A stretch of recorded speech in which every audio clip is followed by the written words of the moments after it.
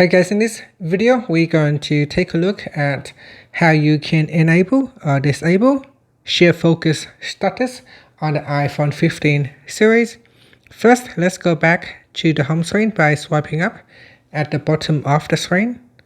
From the home screen, tap on Settings, then in Settings, scroll down and then tap on Focus.